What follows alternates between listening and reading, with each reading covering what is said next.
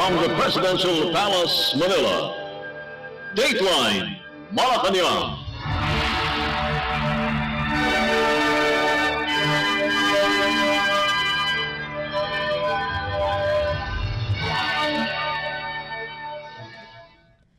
Good day. This is Dateline Malacañang, and here are the news.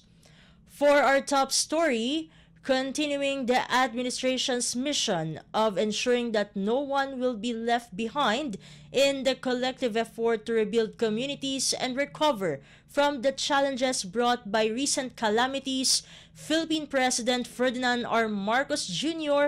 met the farmers and fisherfolk in the province of Oriental Mindoro to personally extend government assistance in a program at the municipality of Pinamalayan on Thursday, November 14, 2024.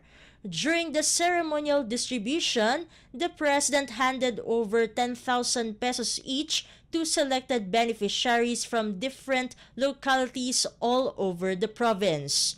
A total of 4,546 beneficiaries received the presidential assistance. It is noted that Oriental Mindoro was among the provinces in Luzon battered by severe tropical storm Christine. Let us now listen to the speech of Philippine President Ferdinand R. Marcos Jr. during the event. Babatiin ko lang po ang ating mga kasamahan na nandito upang masubaybayan ang ating pagbigay ng kaunting tulong sa ating mga magsasaka at ating mga ngisda. Andito po, lalong-lalo, lead agency po sila, ang Department of Agriculture, ang ating Secretary Kiko Laurel, ang laging nauuna at siguro itong unang nakikita ninyo kapag ka nagka-problema, kapag ka nagka-disaster, andyan po kaagad ang ating kalihim ng DSWD, Secretary Rex Gatchalian. Andito rin po dahil po lahat po itong ating ginagawa, hindi nating maaring gawin kung hindi maganda ang ugnayan ng national government at saka ng local government. At ang nagtitiyak na maganda nga ang ating pag-coordinate kasama ng local government. Andito po ang kalihim ng DILG Secretary John Vic Remulla. At ang ama ng lalawigan ng Oriental Mindoro, Governor Bons Dolor. Alam niyo po, masasabi ko, hindi pa siya governor nun eh. Congressman pa po ako. Yung ating butihing gobernador, siguro ikaw ang pangalawa na nagsabi sa akin, nung congressman ako, tumakbo kang senador. Nung una niyang sinabi sa akin yun, sabi ko, hindi, wala pa sa oras, dahil one term pa lang ako ng congressman. Ayan, siya nagsasabi, hindi, tutulungan kita. Marami tayong kasama, hindi mo lang nalalaman at maraming susuporta sa'yo. Sabi ko, sige, tignan natin. Baka naman kakayanin. At mula noon, at ako'y tumakbo ng senador ng 2007. Kasi, bago pa noon, napupunta na siya sa opisina ko, doon sa Rojas Boulevard, kung maalala mo. At pumupunta siya doon, at lagi na sinasabi, ito yung nagawa natin, ito yung mga nakausap ko. Ito ang ating mga magiging kasamahan para sa national, dahil congressman nga ako noon. Ikaw ako, sige, tuloy-tuloy natin. Mula noon, totoo nga ang kanyang pagkasabi at maraming nadala na naging kaalyado natin. Kaya naman, nung dumating ang panahon ng 2007, lumakas na ang loob ko at tumakbo akong senador. Kaya may malaking pananagutan mo ko. Ikaw ang nagdala sa akin sa national government. Ngunit pasasalamat ako sa iyo bilang gobernador at bilang personal na kaibigan, sa lahat ng na itulong ninyo sa aking paghahanap ng magandang paraan upang mapaganda ang buhay ng ating mga kababayan at mapaganda ang Pilipinas. Andito rin po ang kinatawan ng unang distrito ng Oriental Mindoro, Congressman Arnan Panaligan, at ang kinatawan ng pangalawang distrito ng Oriental Mindoro ay ang isa pang, matagal ko nang masyadong kaibigan nito. Mahahalata ang mga edad natin kapag kwento ko talaga. Pangulo pa ang aking ama. Kami ni Congressman, Governor, marami ng pinagdaanan nito na kaibigan natin, ay siya talaga ay nandun at kasama namin na minalas lang tayo ng konti at nagkaroon tayo ng disgrasya at nawala yung ating isang kaibigan at yung kapatid. Pero mula noon, talagang magkaibigan na kami at kahit kasama na rin yan nung tumakbo ko ng senador, kahit hindi namin kapartido, lumapit sila sa akin, pati yung kapatid mong yumaong, si Jun. Lumapit agad, pinuntahan din ako. At sinabi, hindi, tutulungan kayo namin. Hindi na bale yung party politics. Nandiyan kami, kasama mo. At nagpapasalamat ako sa ang ating kinatawan ng ikalawang distrito, Alfonso Umali. Mga opisyal at empleyado at mga mamamayan na pinamalayan sa pamumuno ng Alkalde Aristeo Baldos Jr., ang ating mga kasamahan sa pamahalaan at lalong-lalo na ang pinakamahalaga na nandito ngayon ang mga benepisyaryo ng ating mga ibibigay na tulong ngayong araw, the beneficiaries for the PAFO or the Presidential Assistance. Ang minamahal kong kababayan, magandang araw po sa inyong lahat. Narito tayo ngayon upang mamahagi ng tulong para sa mga magsasaka, mangingisda, at mga pamilyang apektado ng mga bagyong nagdaan dito sa Oriental Mindoro. Sa kabila ng hirap at hamon na dulot ng bagyong Christine at Leon, muling ipinakita ng ating mga kababayan ang diwa ng bayanihan at pagkakaisa. Ngunit, batid kong marami pa ang kailangan natin gawin upang makabangon muli sa mga pagsusubok na ito.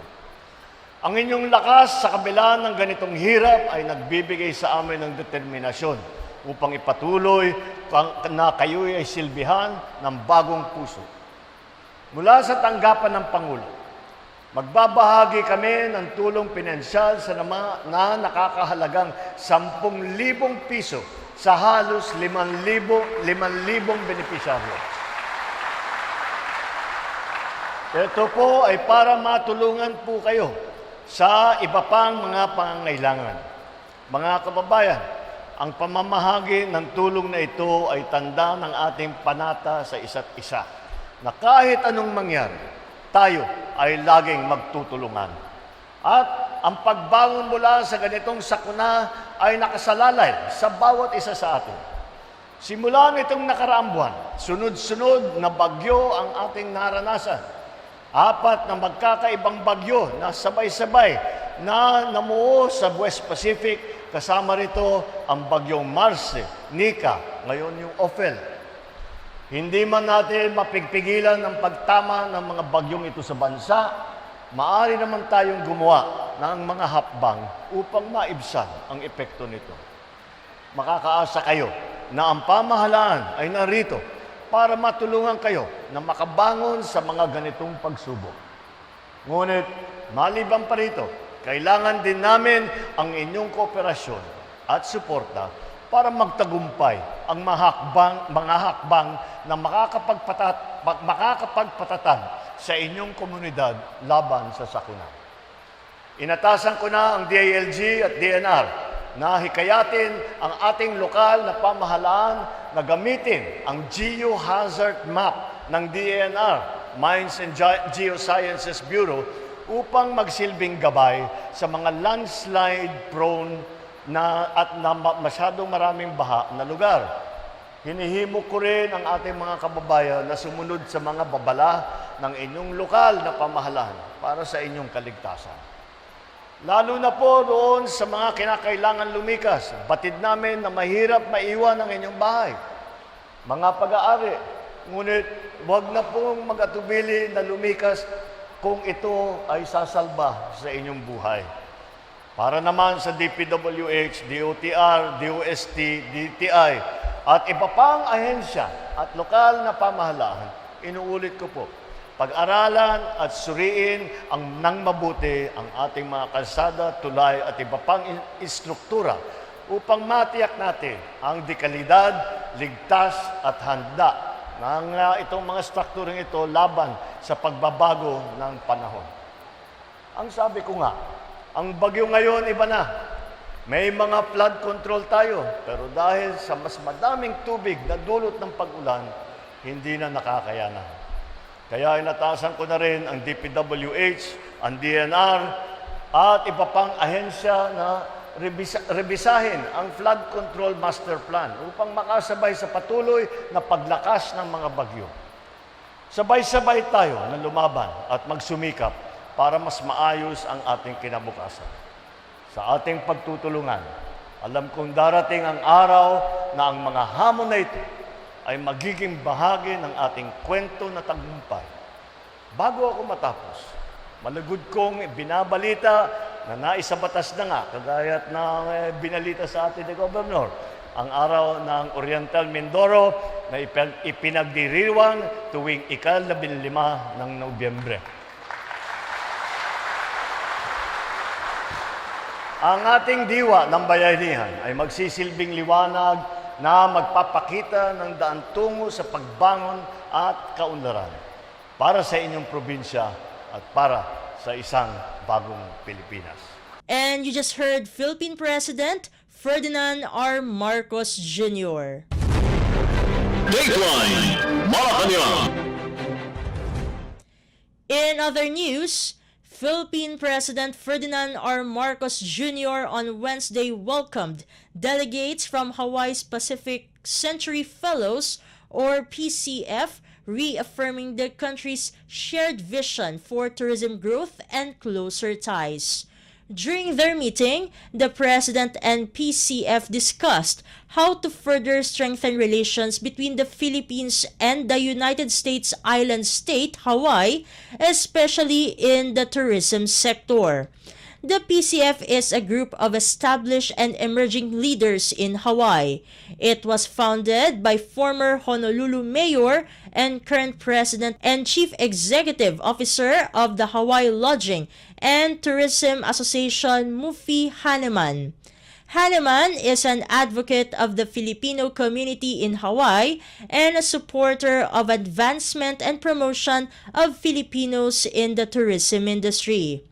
President Marcos said it is always a pleasure for him to welcome friends from Hawaii, especially when the purpose of the visit is to continue to find ways to interact even more closely with the Philippines, considering, of course, that the Filipino population in Hawaii is a significant one.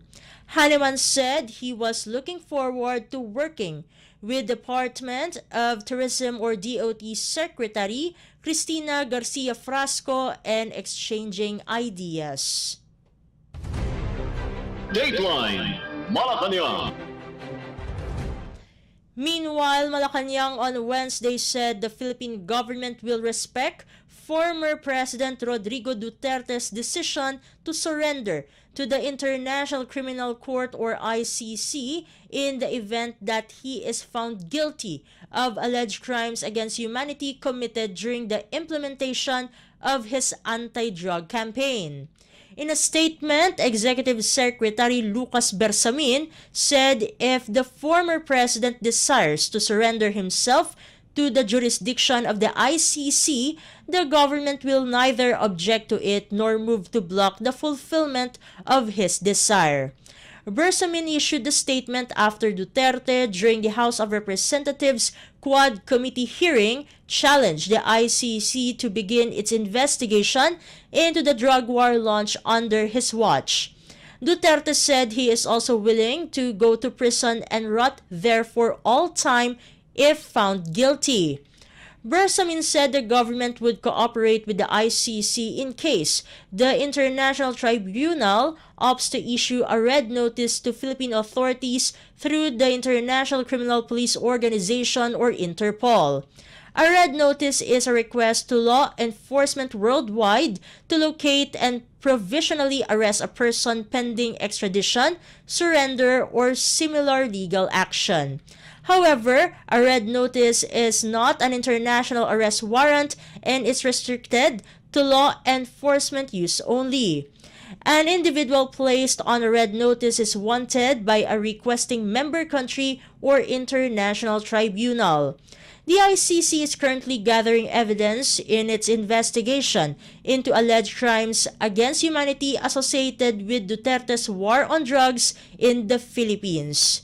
According to government data, more than 6,200 drug suspects died in anti-narcotics operations during the Duterte administration from June 2016 to November 2021. President Ferdinand R. Marcos Jr. has remained firm in his stance that the ICC has no jurisdiction over the Philippines, maintaining that the country has a functioning judiciary.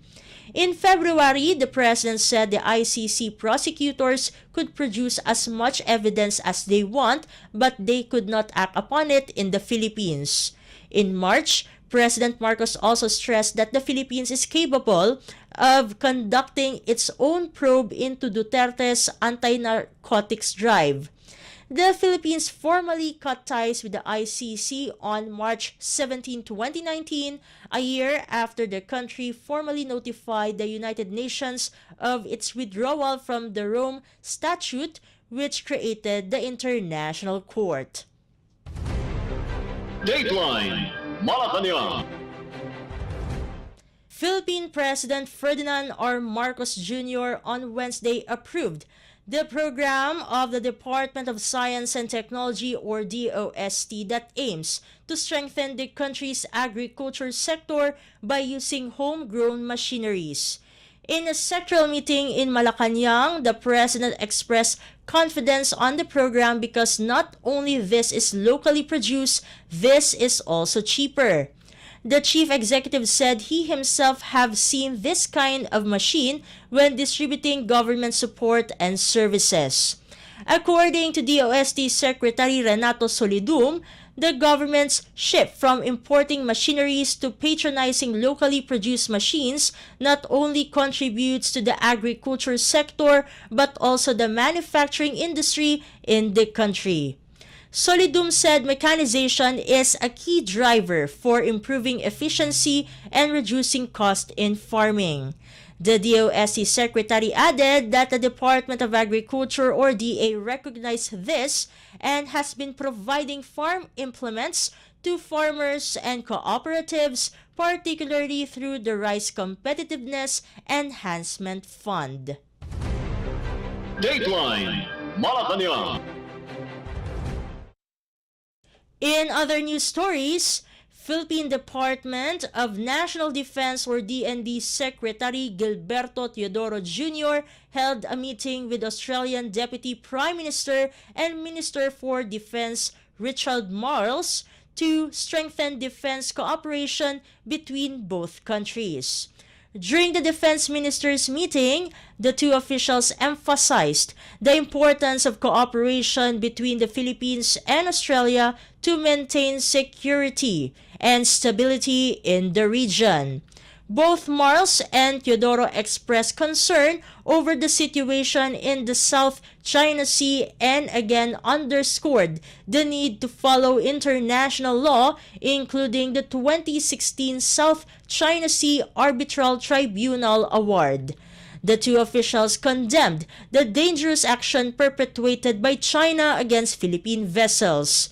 Marles and Teodoro also agreed to deepen defense cooperation, especially through joint military exercises, and recognize the importance of collaboration with other countries like Japan and the United States to strengthen security in the region. Dateline Malacañang. Philippine Senate President Cheese Escudero recommended to President Ferdinand R. Marcos Jr. to replace officials of the Bangsamoro Transition Authority or BTA that filed their candidacy for the 2025 elections. This was among the topics Escudero and the President discussed during their meeting on Tuesday evening. Escudero pointed out that 34 of the 40 BTA officials filed their certificates of candidacy or COCs for the 2025 elections but are still sitting at the BTA.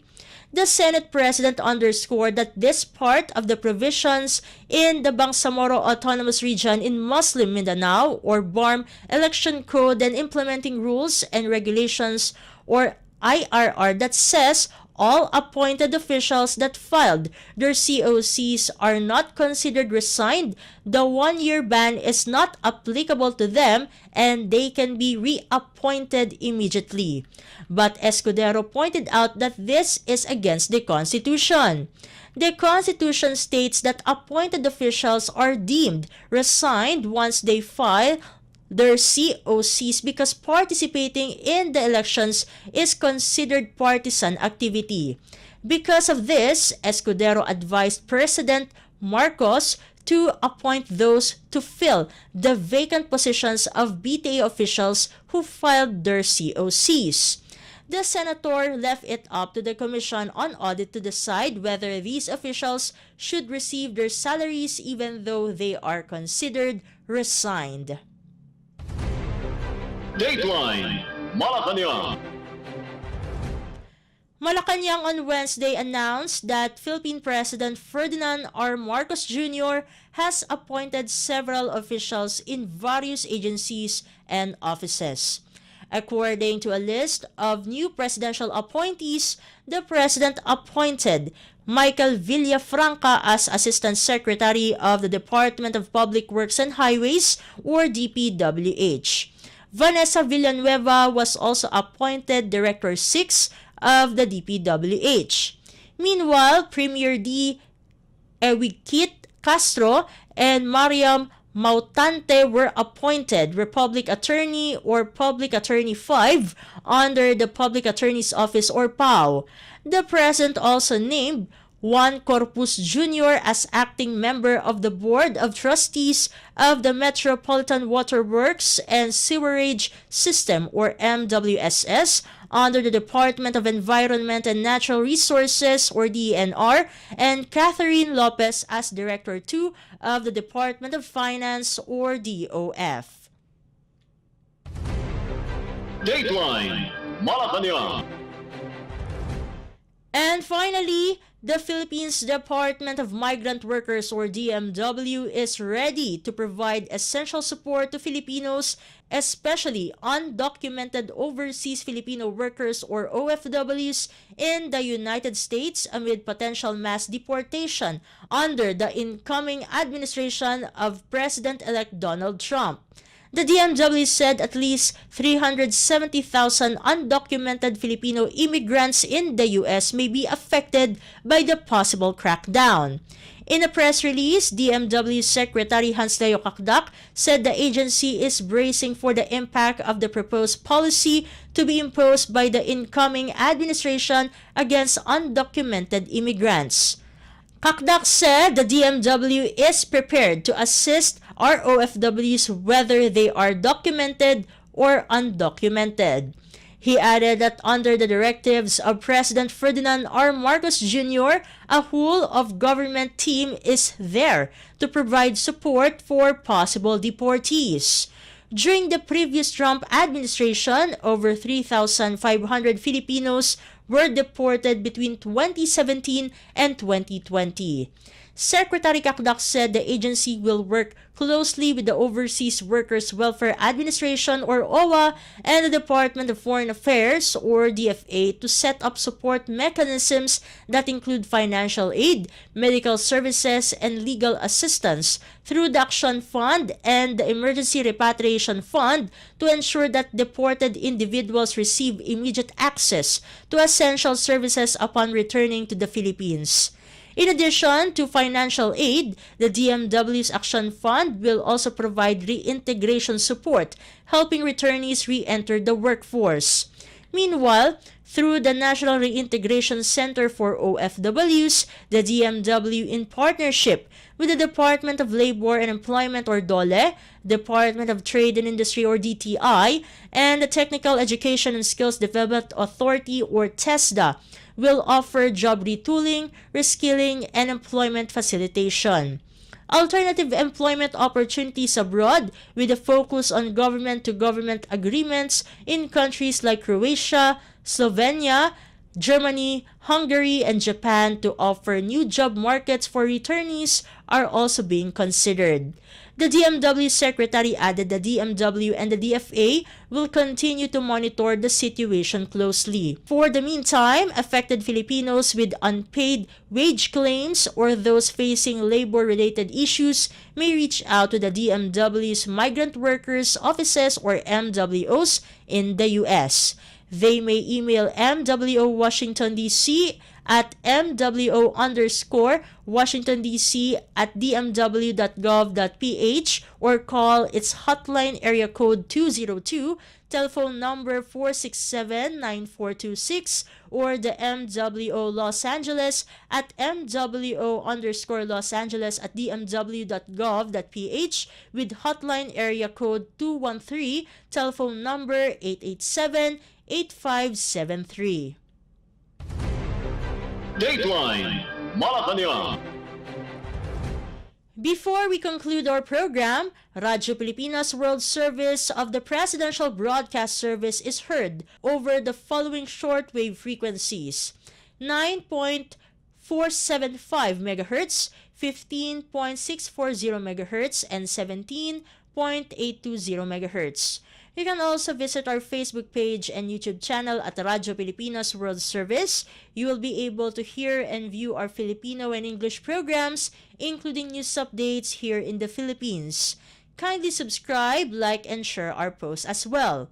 And that concludes this edition of Dateline Malacañang for Radyo Pilipinas World Service. This has been Steph Vicente. Good day and stay safe, everyone.